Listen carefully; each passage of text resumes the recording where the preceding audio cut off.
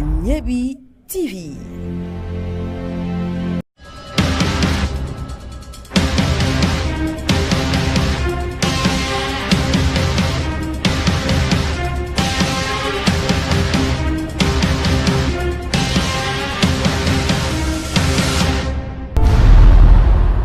Mesdames et messieurs, bienvenue sur Agnebi TV. Merci de suivre Agnebi TV. Merci de vous informer sur notre canal. Bienvenue sur Agoville Direct.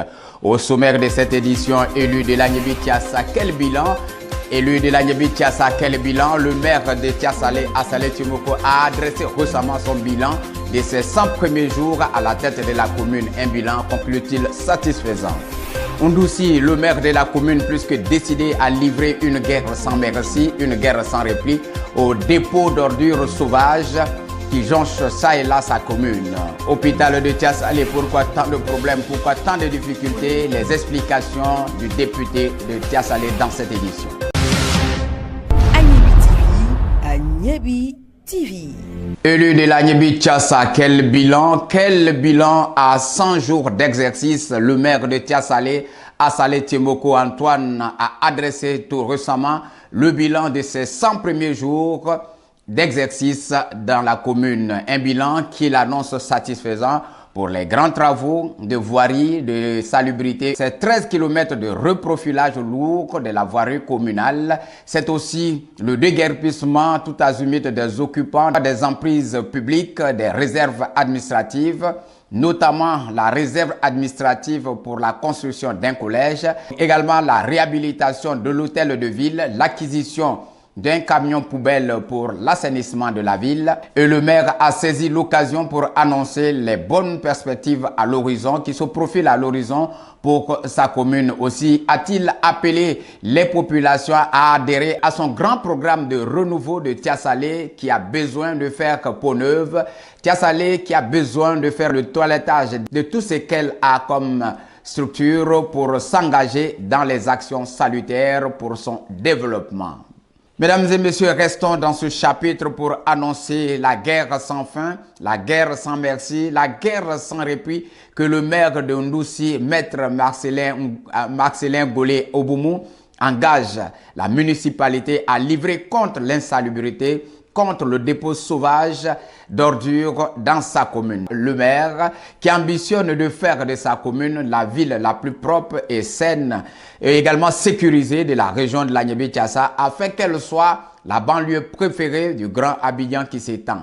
Maître Marcelin Golé veut aussi attirer les populations à investir dans sa commune. Et pour atteindre ses objectifs, le maire ne tient pas à rester aux seules annonces.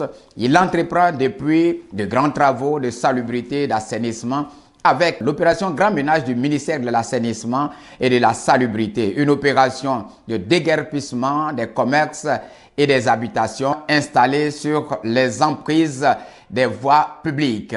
Une politique saluée et soutenue par les autorités gouvernementales qui invitent par ailleurs les populations de Ondoussi à s'inscrire dans cette dynamique du maintien de la propriété de leur cadre de vie et bien souvent agressés par des comportements inciviques. Disons que cette opération Ondoussi propre et saine tient du grand ménage de la nouvelle équipe au travail.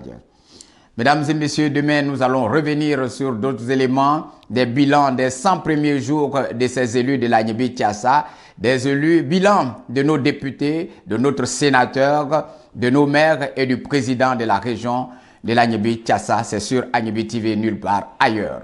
Hôpital général de Tiassalé, pourquoi tant de problèmes, pourquoi autant de difficultés? Suivez les explications du député de Tiassalé qui croit en savoir.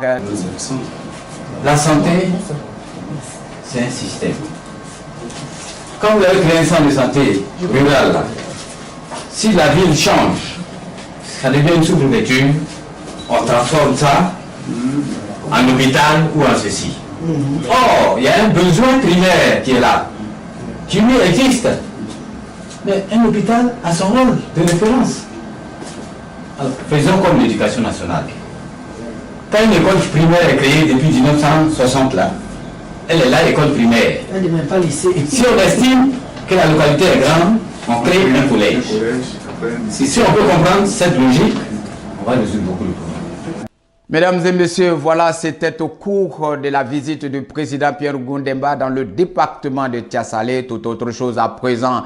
Le Grand Abidjan veut phagocyter des contrées du pays Aïba et Krobou dans la Tiassa. Umbrou, un village Aïba bien menacé par cette étendue sans fin du Grand Abidjan. Suivez les explications du chef du village de Umbrou. Nana Aradibo Ambroise, chef du village de Umbrou. À Umbrou, le problème c'est que c'est un problème foncier. Nous sommes voisins à nos frères ébriés qui dépendent de Songo et Umbrou, un village à baie de la sous-préfecture de Guessiki. Depuis, nous vivons en de bons termes, sans problème. Jusqu'en 2010, nous avons découvert un site granitique et le ministère des Mines a adressé un courrier au préfet d'Abidjan pour une enquête. Et c'est ce que nous étions en train de faire quand nos frères ébriés de Kébo 2 sont venus nous rencontrer pour dire que ce site également leur appartenait.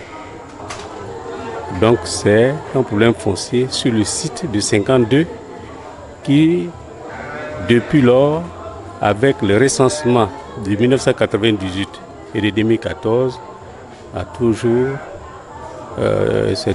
dépend toujours de Umbrou, qui est de la sous-préfecture de Guessigi. Même les élections antérieures, cette population a été toujours gérée par Agboville, donc de Guessigi. Voilà, vous venez de savoir pourquoi. Je voudrais aussi que nous revenions sur cette affaire de voisinage entre Abbé et Brié, une affaire qui divise.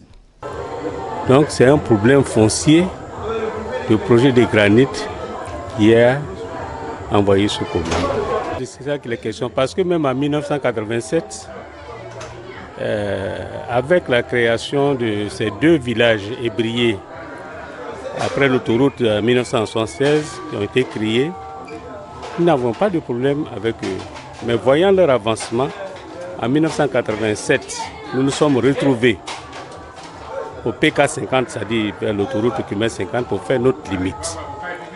Donc, venant d'Abidjan, quand on arrive au km 50, c'est le dernier campement ébrié qui est le Petit Danané, qui est au km 50. À partir de 50, 51, jusqu'au km 59, dépend de Umbrou, donc de la sous-préfecture de Guessigi. Et c'est comme ça a été toujours fonctionné. Ça a toujours fonctionné comme ça. Alors nous estimons que, et nous savons aujourd'hui que c'est le problème du granit qui fait le problème. Pierre Gundemba est le président de la région de l'Agnébi-Tiassa. Mesdames et messieurs, il fait des précisions sans détour pour mettre fin à cette histoire. Non, mais je ne vais pas m'étendre là-dessus puisque c'est une question sensible que nous sommes en train d'essayer de régler. Ce que je voudrais dire, c'est juste faire une précision. Umbrou peut faire partie du Grand Abidjan, comme Azagué l'est déjà. Mais ça ne fait pas de Umbrou une localité du district d'Abidjan. C'est deux choses différentes. Le Grand Abidjan, c'est un espace économique où on pense que Abidjan, avec toutes ses infrastructures, le port, etc., peut évoluer. Et nous avons intérêt à tirer profit de toutes ces opportunités qu'offre le Grand Abidjan. Mais Umbrou reste une entité du Lagnébi-Tiassa et nous défendrons donc cette entité-là. Voilà qui est clair avec les explications de l'insubmersible président de l'Agnébi-Tiassa, Pierre Gundemba. Mesdames et messieurs, ici prend fin alors cette édition. Merci de suivre Agnébi TV. Merci de vous informer, de vous divertir sur notre canal. Le seul canal où l'heure est universelle. Il est exactement le temps universel que vous avez sur Terre. Nous allons prendre rendez-vous pour demain. Seulement, si Dieu le veut.